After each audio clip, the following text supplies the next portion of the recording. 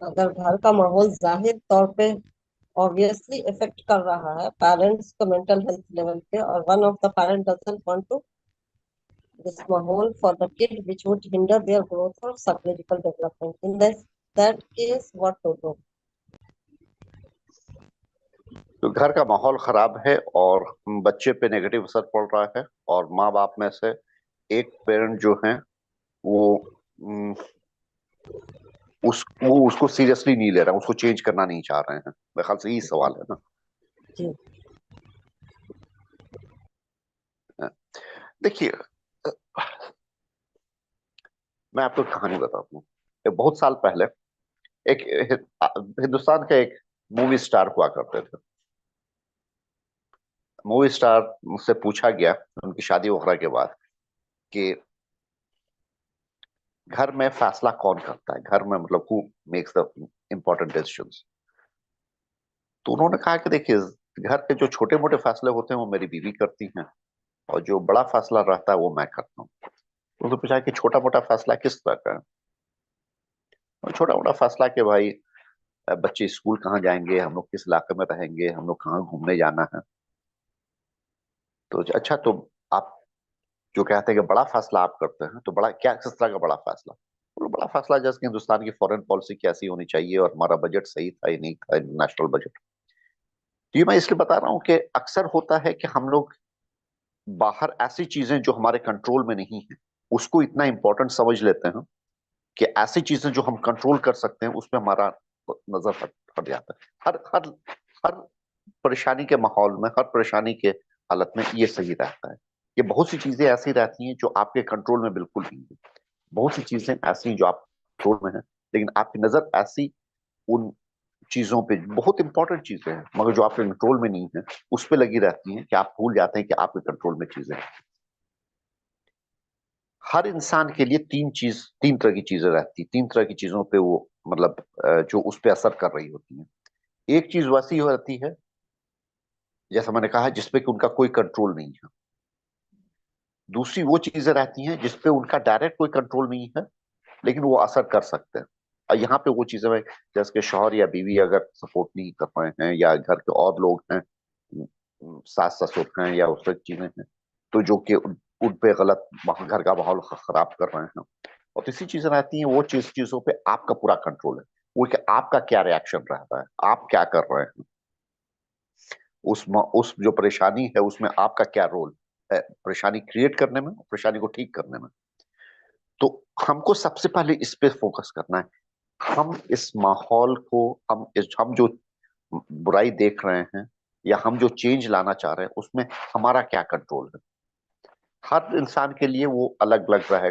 میرے لیے ایک جنرل کہنا مطلب یہ اسپیسیفائی کرنا کہ یہ کرنا چاہیے، اور سب سے پہلے خود اپنا دیکھنا. اس میں سب سے امپورٹنٹ ہے ہمارا کیا ریاکشن رہ رہا ہے. یہ سب سے، اگر کوئی گھر میں ایسا ہے جو کہ بہت غصہ کرتا ہے، شوہر میں بہت غصہ کرتے ہیں، شوہر جو ہے جو کہ بچوں کو سختی نہیں کرتے، شوہر جو ہے بچوں کو یہ بھائی جو کرنے کو کرنا چاہے کر، یہ میں خیر شوہر نماز نہیں پڑھتے، ہمارا کیا ریاکشن رہتا ہے یہ ہم کو سوچنا ہے. کیا ہمارا ریاکشن غصے کا جواب غصے رہتا ہے؟ کیا ہمارا ریاکشن رہتا ہے کہ ہم بالکل اپنے آپ کو اس سے الگ کر رہتے ہیں کہ بھائی ہم بات نہیں سنتے، ہم کچھ نہیں کہیں گے؟ یا ہمارا ریاکشن رہتا ہے کہ ہمارے دیکھتے ہیں کہ اچھا یہاں پہ ہم کیا کہہ سکتے ہیں، ٹھنڈے دماغ سے بنا غصہ کیے ہوئے ایسی بات کہنا جو کہ معاملے کو اور خراب نہ کرے بلکہ کچھ بہتر کرنے کی کوشش کرے. یہاں پہ اپنے ایگو کو ایک طرف رکھ دینا کہ ہم انا والی بات نہیں کریں گے. اور کس طرح سے انا والی بات نہیں کرنا کہ مطلب آپ یہ نہیں کہ آپ بالکل ٹوٹلی اپنے آپ کو دوسرے کے بات ماننے کے بنا دیں، بلکہ یہ کہ سیلف ریسپیکٹ کے ساتھ، مگر ایک غصہ والا نہیں، ایک نی جرک ریئیکشن نہیں. ہر مسلمان کے پاس ایک بہت بڑا ہتھیار ہے، وہ اللہ سے دعا، نماز اور اللہ سے دعا. اللہ تعالیٰ بار بار کہتے ہیں کہ پریشانی کا جو ہے، پریشانی آئے تو اس وقت نماز پڑھو اور صبر کرو. صبر کرنے کا کیا مطلب؟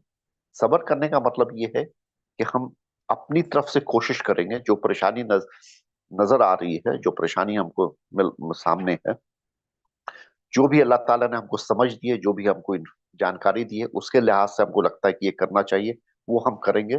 لیکن ہم ساتھ میں ہی ہم کو معلوم ہے کہ پریشانی اس وقت ہی دور ہوگی جب اللہ تعالیٰ چاہیں گے.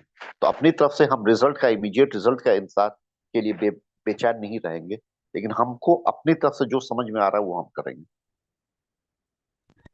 اور نماز پڑھیں گے، نماز میں دعا مانگتے ہیں، اللہ سے دعا مانگتے رہیں گے. تو کچھ بھی اگر نہیں ہو تو کم سے کم انسان یہ ضرور کر سکتا ہے کہ اب نماز پڑھے، اللہ سے دعا مانگے، اور ہمارا جو اپنا انٹریکشن ہو رہا ہے اس میں ہم کیا کر سکتے ہیں. اس میں دو تین چیزیں ہیں. اپنے آپ کو اچھا رول،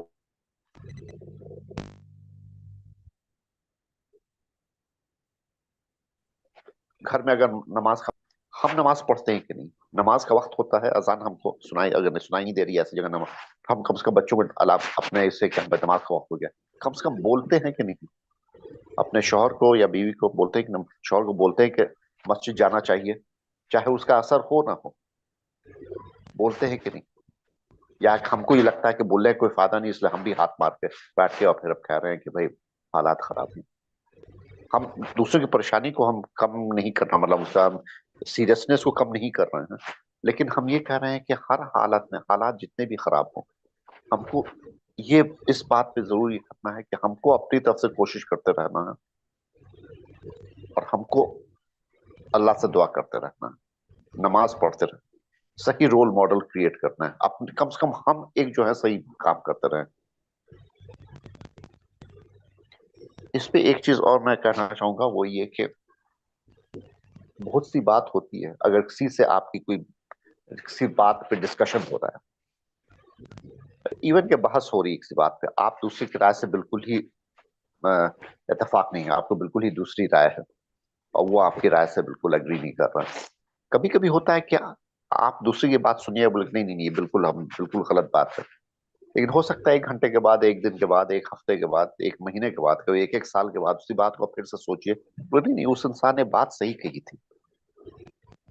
تو ہم جو بات کہتے ہیں وہ ایک طرح سے بیج کی طرح ہوتا ہے. بیج جیسے آپ زمین میں ڈالتے ہو تو اسی وقت کچھ پیڑ وغیرہ نہیں نکلتا ہے، کوئی پیڑ ہے کہ اگلے دن نکل جائے، کوئی پودا اگلے دن نکل جائے گا، کوئی پودا ہے کہ ایک سال لگے گا اس میں سے نکلنے میں.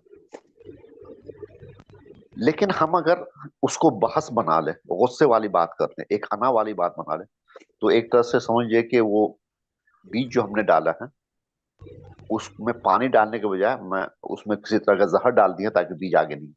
کیونکہ دوسرے کی بات میں اگر یہ بات آئے گی بھی کہ میری بات صحیح ہے، کہ جو آپ نے جو بات کی ہے وہ بات صحیح ہے، لیکن بحث ہو چکی ہوگی، ایک انا والی بات ہو چکی ہوگی، تو وہ بات ماننے کے لیے تیار نہیں ہوگا. تو ہم کو پہلا کام کرنا ہے کہ اپنی طرف سے ہم کو غصہ اور انا والی بات کو کم کرنا ہے، صحیح بات صحیح، اپنے آپ کو صحیح، اپنی حرکت صحیح کرنا، ان کی حرکت پر ہم جو کام کر رہے ہیں، وقت پہ نماز کے لیے اٹھنا، وقت نماز پڑھنا، جو بھی ذمہ داری اپنے صحیح پورا کرنا، دوسروں کے ساتھ اخلاق سے پیش آنا، دوسرے اگر غصہ کر رہے ہیں تو اس کا جواب نہیں دینا، اور اللہ سے دعا کرتے رہنا، اور انشاءاللہ جلدی یا دیر ضرور اس کا اثر ہوگا.